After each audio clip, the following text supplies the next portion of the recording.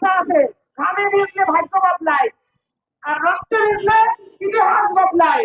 আমরা রক্তে ভিজছি, আমরা ঘামে ভিজতেও দেখেছি, এখন আমরা বৃষ্টিতে ভিজছি, আমরা গত করছি, আমরা ঘামে ভিজবো, আমাদের ভাগ্য বদলাবে। আমরা রক্তে ভিজতে রেডি, আমাদের আমাদের ইতিহাস বদলাবো। আমি চাই আমাদের ভাই বোনদের উচ্চ শিক্ষা প্রতিষ্ঠিত হবে।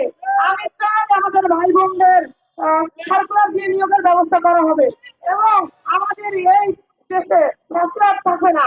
আমাদের এই বৈষম্য বিরোধী ছাত্ররা যেরকম আমাদের স্বাধীন করেছে, আমি চাই এই ডিপ্লোমাবাদী ডিপ্লোমা শিক্ষার্থীরা দিনের না স্বাধীন হোক, এরা কেন বৈষম্যের শিকার হবে। প্রত্যেকটা স্টুডেন্ট ভাই বোন এবং কর্মজীবী ভাই বোনদের আহ্বান জানাচ্ছি, আপনারা এই যারা আন্দোলনরত অবস্থায় আছে তারা এদের সাথে থাকুন, এদেরকে আন্দোলন এগিয়ে নিতে সাহায্য করুন, এবং আমাদের যারা প্রতিপক্ষ আছেন তাদেরকে বলতে চাই, আমরা আপনাদের প্রতিপক্ষ নাই, আপনাদের ইউনিয়ন লেভেলের সভাপতি আমরা, আমরা আমাদের সহযোগী। আপনারা আমাদেরকে আপনারা শত্রু ভাববেন না। কেন আপনারা আমাদেরকে সহযোগী ভাবতে পারেন না?